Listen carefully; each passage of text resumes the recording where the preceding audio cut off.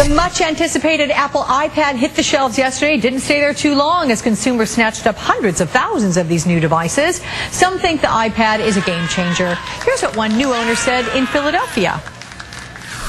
This is going to change the world for most consumers. I know most of my friends who use computers, they only need to really browse the web, go on email, watch some videos, view photos, and this is going to do it so much better than any desktop computer is ever going to be able to do. Okay, here with me now, senior editor from CNET.com, Dan Ackerman. Good morning to you. Good morning to you. What do you think? Do you agree with that guy's assessment? Well, he's certainly a very enthusiastic iPad supporter. Now, we've talked about this several times over the last like 6 months or so. Right. And I'll tell you, we were all kind of a little skeptical just based on kind of the specs, how it looked on paper. I will say it comes off better in person than it does on paper. Okay, now you consider yourself a techie, right?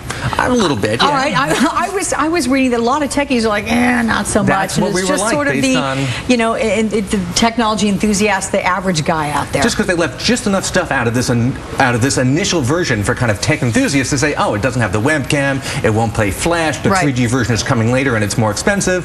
But I will say the average consumer didn't really care about any of that stuff, and once you actually get your hands on one and start using it, it really does come off a lot nicer in person. Okay, it does, but it still doesn't do everything that your laptop does. It doesn't make a phone call, so you're still going to have to carry your smartphone if that's what you have, which so many people do these days. So why buy this? That is the key. It's not a need, it's a want. Now, you bought an iPhone because, you know, you already have a phone, so you know you need a phone. You might as well get an iPhone. Right. And you have a laptop, so you might as well get a MacBook. That's a kind of laptop. This is a new category. They're trying to sell you on the concept that you need something in between those two devices, and you know what, you may not need it. It's more of a want than a need. It does a couple of things really well. Okay, like what? Because I was going to ask, the ebook reading, I think, is really the killer app right here. It's only $10 more than that large Kindle DX, the big screen one, and of course it's got the color screen, it's got the touch screen, and it's got the iBook app right here, and that's kind of their version of the Kindle app. Can I hold it? I want to see how heavy this is. It's light. It's not super light. It's a little bit heavy.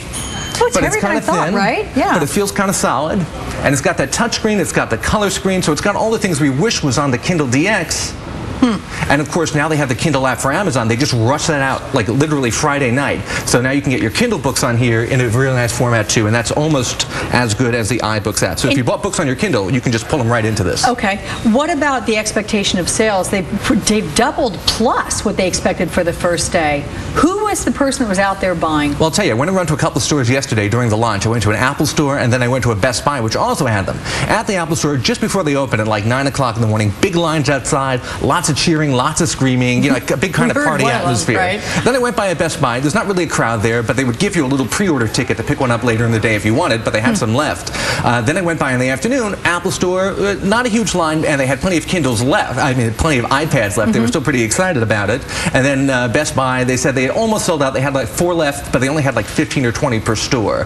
So it seems like you could get one yesterday, even if you didn't pre-order it, but that's probably just because Apple wisely had enough of these ready to go. Yeah, well, we'll see when retail analysts examine all these numbers and see how many were actually sold. Exactly. Well, we'll see. Not everyone's convinced they've sold that many yet. Anyway, CNET.com's Dan Ackerman. Thanks so much. Thank you.